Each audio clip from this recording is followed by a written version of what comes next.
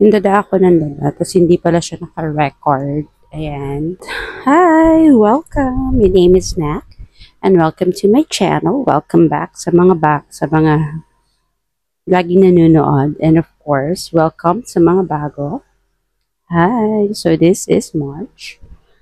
So March na. Yes, March na. Ito na. Hi, ayan. So yes, ano nga ba meron sa March? Syempre, bukod sa reading nyo, March kasi is actually a month of planting the seed for renewal para maging balance yung ating March. In that way, para hindi tayo maloka-loka ngayong month of March. So I will be giving you 5 sins tuloy. For this month of March, I'll be giving 5 cute seeds for a balanced life. And siya. So before giving those, syempre, like, comment, subscribe, and pag ayaw nyo, adiwag, bahala kayo. So, eto na nga. So, para hindi tayo maloka, bibigyan ko kayo ng 5 cute seeds for balanced life. Ayan, so number 1, meron tayong cheat.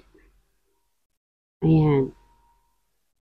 Number 1, mindful moment. So, ito yung take a little mindful breaths throughout the day. So, ibig sabihin dito mga beshi, hinga, inhale, exhale.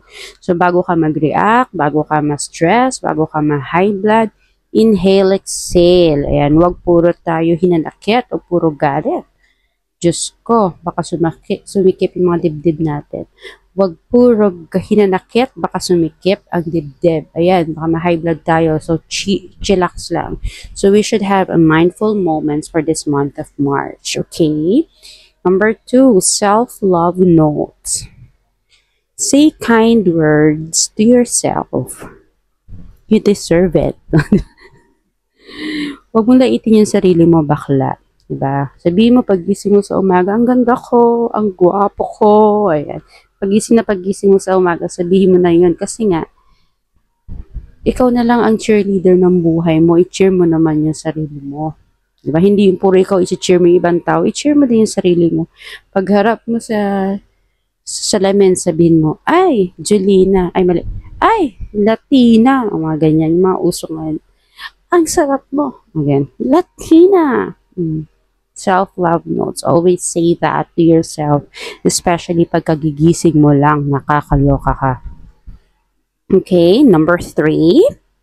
Happy boundaries. Ito yung minsan, you have to say no sometimes para maprotektahan yung peace mo. So, kunyari, hindi mo bet makipag-chismisan today, say no. Ayaw mo chikahan today, say no. Ay mo magpautang, say no. Dapat no to drama tayo mga beshi. This March, hard pass tayo sa mga stressful na tao. Learn how to say no, okay? Para sa inner peace nyo, sa boundaries nyo din. Set boundaries. Number 4, ayan siya. So, buddies. Ayan siya. So, you have to move your body and eat food that makes you feel good. Ayan. So, this time, wag naman tayong puro pa-deliver, wag tayo puro sweets, wag tayo puro chicken, baka magkaroon na tayo ng pakpak. So, lakad din tayo, exercise, papunta sa ref, luto tayo ng kind of healthy food, ayan, para ibabalance. Actually, what I do right now, kakastart ko lang, is I am into calorie deficit kasi sobrang lumaki na talaga ako. Pero, ayoko maging malungkot na calorie deficit kasi yung husband ko malungkot yung calorie deficit niya. Yung kinakain niya, yun at yun lang. Kasawa. So ako, nagka-calorie deficit naman ako. Pero, during weekdays, Saturday and Sunday, nakakain ko yung gusto ko. So, siguro magka-calorie deficit ako ng Monday to Friday. Pero nakakakain pa rin ako ng something sweet. Diba? Yung husband ko wala, strict. Nakakaloka, kaya masungit. So, ayan, para hindi ka rin masungit, pag diet ka, kumain ka din minsan ng nagpapasaya sa'yo ng something sweet or something na mag-aano sa cravings mo na hindi masyadong mataas yung calorie. In that way, hindi ka masungit. Pero, di ba? Balance. Exercise. Ibawin mo na lang sa exercise. Yung mga nakain mong mataas sa calorie. Maglinis-linis ka ng bahay. Ganyan. So, yes. Last but not the least, brain boosters. Ito yung learn something new. Keep growing. Sabi ito, wag puro tayo scroll sa TikTok, sa Facebook, sa Twitter, sa Threads, sa ano ba, kung saan-saan. Try din nating matuto ng something. Kunyari, kung hindi ka marunong magprito ng itlog, go, mag-aral ka paano magprito ng itlog. Kung hindi ka marunong magpakulo ng tubig, go, mag-aral ka paano magpakulo ng tubig. If you don't know how to dance, edi learn how to kembot for the meantime. Learn something new for this month of March. Para, alam niyo na, um, para lang may something kang matutunan, di ba? If you wanna read a book, go read a book. Di ba? Yung mga alpha wolf, mga ganyang libro, at least something new na babasa nyo. And of course, yeah, that's our things, 5 things with NAC. Ngayon, anyways, ganito kasi, minsan, 'di ba, as you know, every month, hindi pa nga every month ako nagpo-post ng tarot reading. Kasi medyo minsan I'm busy, so I don't do it. But sometimes kapag bored ako at meron akong extra time, I normally watch or read Reddit stories, yung mga confession MS. So pag bored ako habang nag-work, I might add videos reading it and sharing it with you at kung ano man yung opinion ko. And also, di ba, if maalala nyo, bumili ako ng isang set ng libro na Philippine True Ghost Stories ata yun. Kaya lang ang naging problema ko, kaya hindi ko siya, kasi bala ko siyang gawing content. Ngayon, English pala. 10 books yun. So, ang gagawin ko, siguro, basahin ko na lang siya. And then, pag natapos ko yung 10 books na yun, edi ipamigay. Because I have to declutter din, so baka ipamigay ko. So, bahala, hindi ko alam kung paano ko siya ipamimigay. So, ayan, depende na lang. So, dami kong plano. At least may plano. And yeah, so there you go. A little reminder again is to take care of yourself this March. And yeah, ano sa tingin nyo yung gagawin nyo or yung dun sa 5 na yun, yung trip nyo gawin? Comment nyo lang yan. And yes, tara, syempre, tara na sa ating March Tarot Reading. Hello, so disclaimer lamang, isang paalala lang po ng mga readings ay nagsisilbing gabay lamang sa atin. Sa huli tayo pa rin na may kapangyarihan sa ating mga desisyon gamit ang ating free will, okay? Kung hindi mo gusto ang nakuha mong reading, pwede kang gumawa ng mga aksyon na kabalik na rin sa basa at magdasal para sa tamang gabay. At kung naman natuwa ka sa reading, pwede mong ituloy ang landas na pinapakita nito. Sabayan mo pa rin ng, of course, prayers. Ngayon, of course, kung nais mo magbigay ng suporta, just comment, like, and subscribe. Tara! Hello sa mga may Leo Sun, Moon, and Rising. So, this is your March card reading. So, Leo, sila yung mga pinanganak, sun sign na pinanganak ng July 23 to August 22. Ayan siya. Short reading for you guys. So, general, ano ba yung sa'yo ng March is yung kutob. Sabi niya, paniwalaan mo yung kutob mo. Huwag mong binabalawala yung kutob mo, my dear. Kasi, kung ano man yung feeling mo na mangyayari. Okay? So, let's go sa love. Love, I have a love.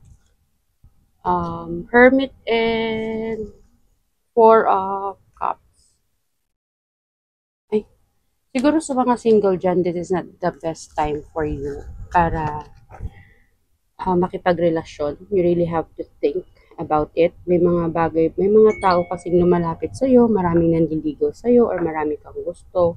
Pero this time, you really have to think about it, lalo na sa mga estudyante, exams. Baka kailangan nyo munang mag-focus sa exams nyo bago kayo pumasok sa relasyon. Sa mga may work naman, baka hindi nyo kayang i-handle. Kasi baka, alam mo yun, parang baka mawalan kayo ng focus sa ibang bagay. So, you really have to think kung papasok kayo sa relationship na to. Kung lalabas naman kayo sa isang relationship, kailangan nyo pa rin pag-isipan, pag-usapan, baka kaya pang pag-usapan yung relasyon nyo. Kaya pang maayos, so you have to think about it. Wealth or career, pera, everything is abundant. Kailangan mo lang pumunta sa ibang bayan. Charot. So, you just have to move or work. Kailangan mo magtrabaho, you just have to work hard para makuha mo yung abundance na gusto mo. Ngayon, pwede siyang, I think, sa mga magbabarko, go. Sa mga aalis sa mga probinsya, go. Kasi para siyang okay naman eh.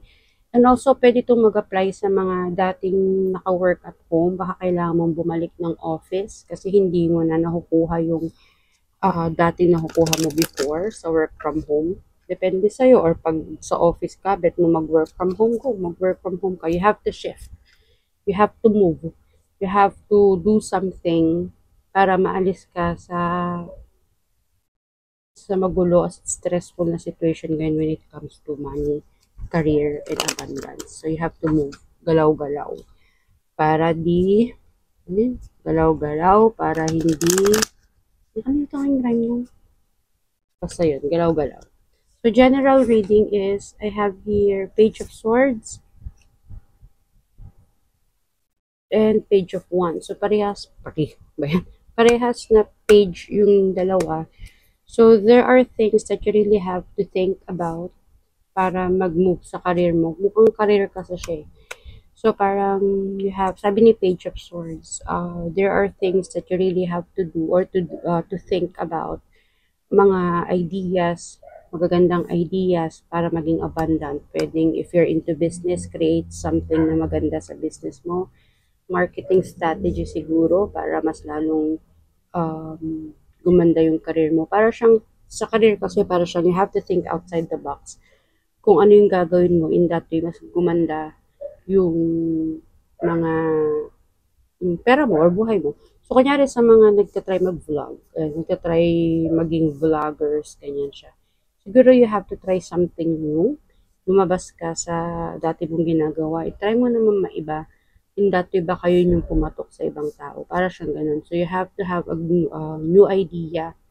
Sa Page of Wands naman, hindi ibig sabihin na porke may idea ka, sabi ni Swords, hindi ka nagagalaw. So, you have to galaw. Kailangan mong, parang sinabi mo kanina, galaw-galaw, diba? So, parang, anong silbi ng mga ideas mo? Anong silbi ng mga plano mo kung hindi mo naman gagawin? So, you have to, once na may na plano, kagawin mo para matest mo, makita mo kung okay siya, maganda siya. Diba? So, hindi pwedeng puro plano lang tayo, Leo. Dapat gawin din natin yung mga plano natin. And, sabi nga ni Sasa,